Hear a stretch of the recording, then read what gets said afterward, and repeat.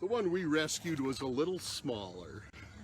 but pretty harmless still. Yes. While the results were rolling in, after the polls closed, you could hear cheers from the parking lot. Instead of being cooped up in your house like last year, this year, be cooped up in a cage on a ride. From Maynard to Austin, storm damage was everywhere. Now here in Austin, you can see behind me, a down power pole is currently being worked on. And this isn't even the worst of the damage we saw today. Before heading out and about this summer, make sure the places that you're going to have some shade.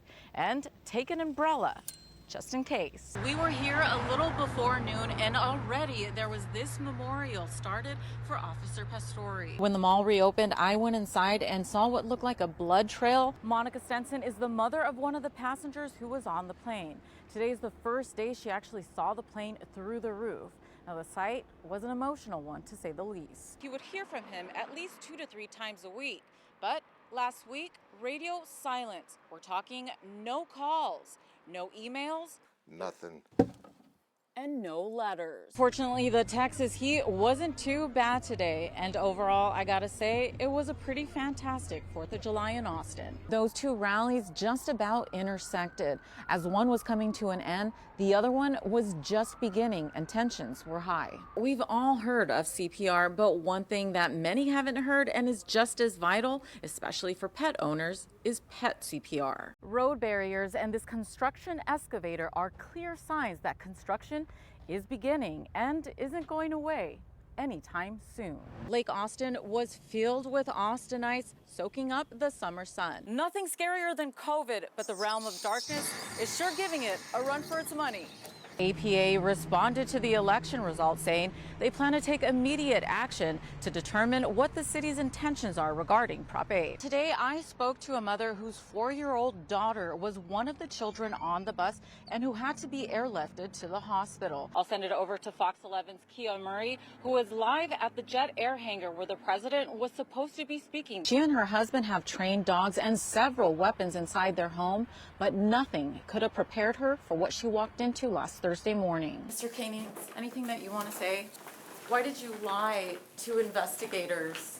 After a COVID-19 outbreak among staff, the script would be flipped from a hybrid learning model to all virtual just a day before the start of the school year on Tuesday, only to return to the original hybrid learning the very next day. Fox 11 reached out to the U.S. Department of Justice. Journalists may submit inquiries. We did not directly hear back from them. The hardest part is this. Southwest has offered open seating for half a century, but soon that will be no more, and not everyone is on board with the change. Jason John would ultimately be laid to rest here at Baghdad Cemetery in Leander.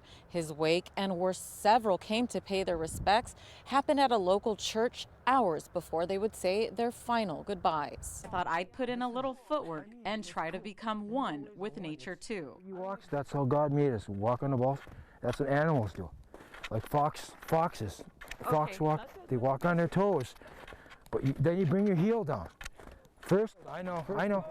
But at least you tried it, Monique. This whole ordeal and what they've been through has left a bad taste in their mouth, and they're just hoping to see some change and see it soon. Proposition A and Proposition B are both on the ballot for voters in the city of Austin. It may go without saying, but South by Southwest is huge for Austin's economy. Under new ownership, the shop will be moved up the street, closer to where the parade starts, a prime location. He then swerved into the westbound lane, hitting and killing Philip Thiessen. Once the sample is collected, it's brought over here and inserted into this vial full of saline. What we do know is that one man is dead and no officers were injured in last night's shooting. What followed would shoot us over 100 feet in the air on a ladder truck, but we apparently got it easy there. They have to climb this ladder as part of their training. With all the gear. All their gear on. 25-year-old Demetrius Williams has been taken into custody. Now that comes after police responded to a medical call here on the 500 block of Kensington Street. There's no way this could possibly be Green Bay. Dozens of police vehicles rushed to the scene about 7:30 and remain there right now. We've been seeing people who have been leaving the casino, a mix of people that were there at the casino or workers who were inside and have told us they heard multiple gunshots. 2 shots go off, and then we looked, and you know, that there was a body on the ground and the guy was kind of, you know, slumped, you know, looking over him. Officers have made it very clear this was a targeted shooting. It was nuts. So next thing you know, we hear like 40 shots, and we all run. We're taking off. It's just mass chaos, really. It was chaos all over. People scattering in all directions, and it was just crazy. You at home may have been watching. My friends called me, my mom called me and said there's an open shooting going on at Danny's work. But being there, actually physically being there, witnessing a life taken before your eyes is nothing anyone can prepare you for. Our workplace was transformed into a war zone just like that. You can never expect that. It isn't at all how Daniel Mulligan thought his night working at Duck Creek Kitchen and Bar on May 1st would turn out. You never know when a normal night at work can just become, you know, your last night at work. We really don't know these things. And nobody could have guessed that this guy was going to come in with a loaded handgun and start shooting innocent people.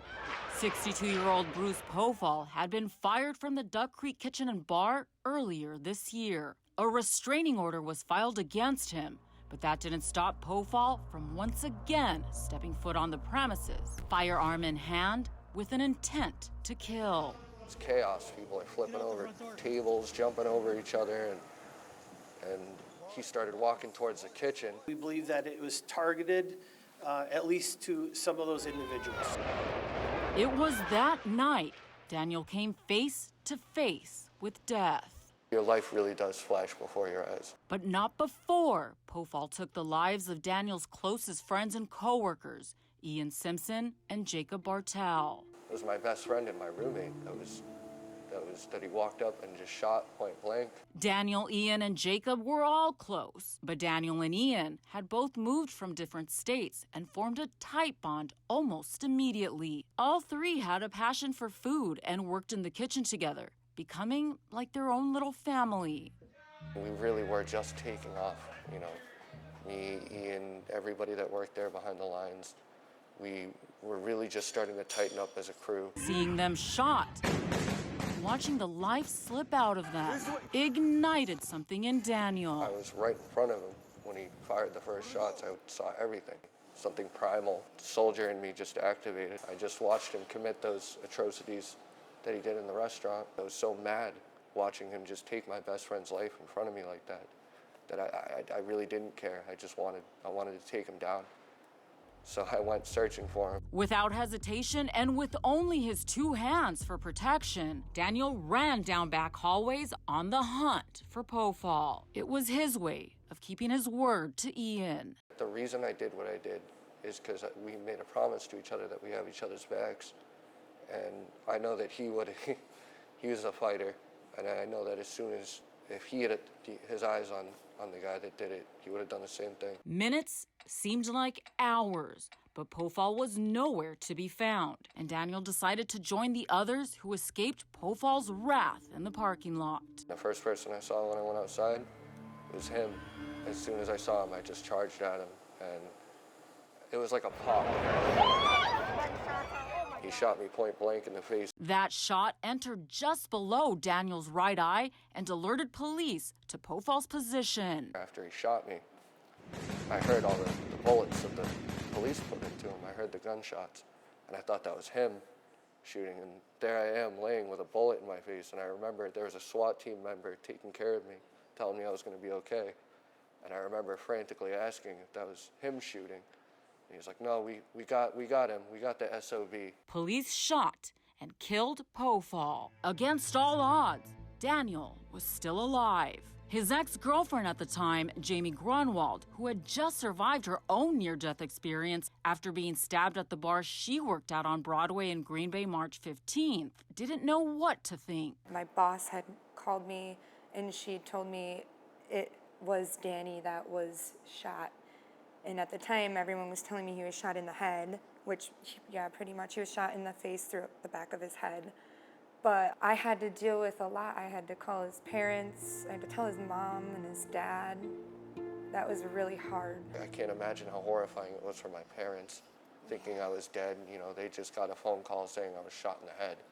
They didn't know. But for Daniel, shot and lying on the ground, that's exactly when the fight to survive began. The light switch for fight kicked in because I told myself that I'm not going to die right here in this parking lot. This is not it. It's not over. You know, you're going to have a mountain to climb for sure, but it is not over. And what a mountain it would be. I woke up, they had an eye patch on me, but it was a moisture chamber because I still can't close the right side of my face. So I can't close my eye all the way. The bullet Daniel took to the face had his jaw wired shut for nearly 2 months. Doctors told him he might not ever walk again, might have sensory issues, brain damage, and possibly may never again play the guitar that was so important to him. I can tell where the journey lies. But that grim outlook wasn't in the cards for this 28-year-old fighter. I should be a gambler because how lucky I am. It's indescribable. Within 72 hours, Daniel was recovering faster than most could have even hoped. That's what like amazes me. Like he's incredible. Like I think he's superhuman. As soon as I was told I couldn't walk, I looked at my legs and said, "You better walk." I was still able to walk. These baby steps to me, to them, they were blown away. They were like, "This kid just got shot in the head." And part of his healing his guitar. The caseworker, you know, when I started walking, she went out of her way and got me a guitar and brought it in, and instantly I knew everything was going to be okay. Having that guitar in my hands and knowing I still had the motor skills to be able to play it. Although Daniel's still waiting for the nerves on the side of his face to come back. My face is the least of my concerns. My face is still gorgeous. The fight isn't over. It's been a fight ever since that day. I'm not done fighting yet. So wake me up when it's all over. When I'm wiser and I'm older. All this time I was finding myself and I didn't know I was lost. You could just hear crack, crack, crack, smash, crack, crack, crack, smash. I woke up at 3 o'clock and it was still continuing. So it was all night long, and if you stay here long enough, you will hear it. That's exactly what you hear. Looking at Tom Masserol's front yard, you would consider him lucky. But once he guided us to his backyard overlooking a park filled with foliage and hundreds of trees, it was a different story. Lots of damage. It will take months to get this cleaned up. You really think so? Oh, yeah. With the amount of damage that's been done, I wouldn't be a bit surprised if it's midsummer before all the dead trees are gone. Although the sight of what looks like acres of crystal drip trees is breathtaking, for Masserol, knowing that most will likely not make it through this winter is a little bittersweet. This is still going to be very pretty at the end of whenever we have it redone, but it was a lot prettier before. Much like Masserol, neighbor Curry Terry's once tropical paradise of a backyard is no more. Almost all the cedar trees are down, and then one of the oak trees has lost a lot of the big branches on our deck, so like the whole deck is covered with branches right now. So our back used to be a tropical paradise. All the palm trees are dead. Still, with icy debris blanketing the streets, on top of some cars, and even without power, people are making the most of this situation. We have a big neighborhood community here, so this lady comes over, we do puzzles together. If we bring wine, we can go have dinner down there, and we had a bunch of neighbors come over. As he was entering the living room, I was able to get the window open. And when he realized that, he came toward me much faster.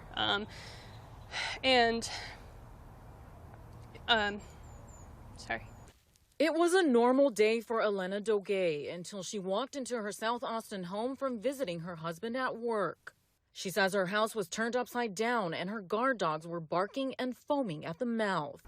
When I turned around, there was a man in my living room. I guess I hadn't heard him come in because he didn't have shoes on or any other clothes. So I saw him and was obviously startled and just kind of froze there. Doge told police she tried to talk to the man and told him to leave. He didn't have any real reaction. He seemed almost like he wasn't even there. Huge risk, you know. Obviously, there's no better word for it than he was out of his mind.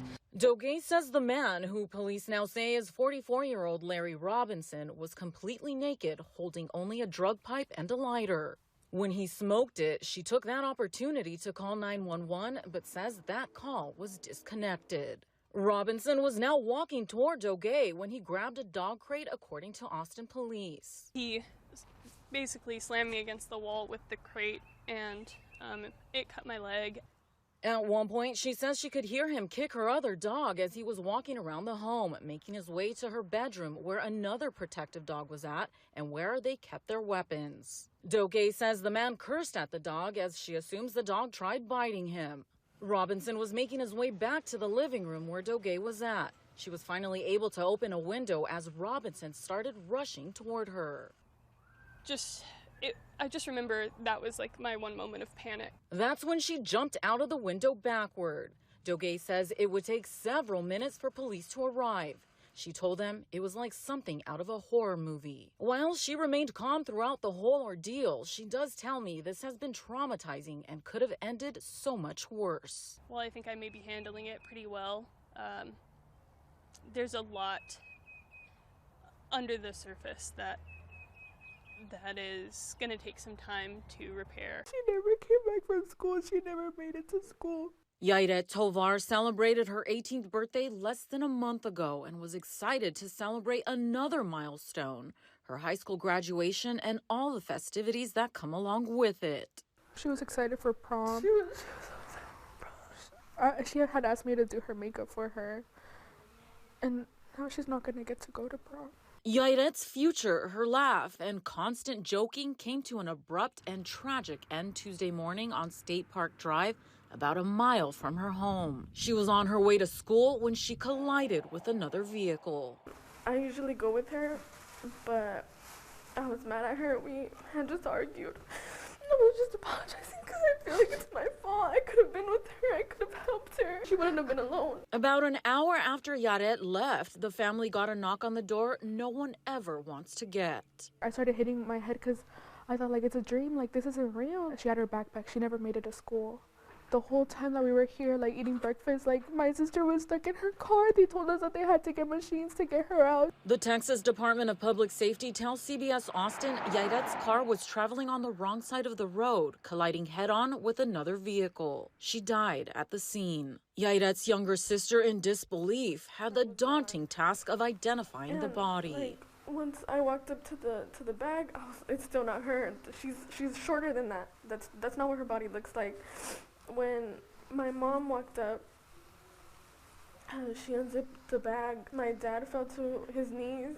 A life taken far too soon, and a devastated family left trying to pick up the pieces. To say that my sister's dead, like, telling people, like, Yairet died, it doesn't feel real. Like, it's just at school, she's gonna come back. Immediately after Yairet's passing, a GoFundMe page was started to help the family pay for funeral expenses. That page has now raised over $15,000. We've put a link inside this story on CBSAustin.com. In Austin, Monique Lopez, CBS Austin News. It started with a lot of air just coming around. They could hear a lot of wind, and it started to sound like a train, and then all of a sudden, it was like a massive downpour. Elizabeth Balderas is the manager of Cafe 290 in Manor, right across the street from an Exxon that seemed to get the worst of the damage in the city. There, a gigantic billboard flew off, crashing into the building, barely missing the busy highway. As the train sounded,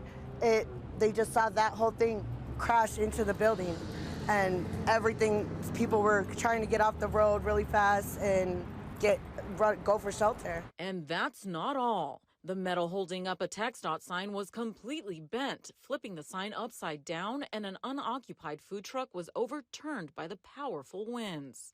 It rolled, and the only reason why it stopped was that storage container. In Manor, several homes with roof damage and downed trees. In South Austin, residents say storms were so bad they almost ran for shelter, thinking a tornado was heading their way. It was actually insane last night. So apparently, after I fell asleep, the trees started to come down, and my friend was about to throw me into the bathtub and cover me with a mattress. The cleanup had already begun when we caught up with residents Sunday morning. Split trees, large trees completely uprooted. Broken fences and branches in people's yards could be seen everywhere.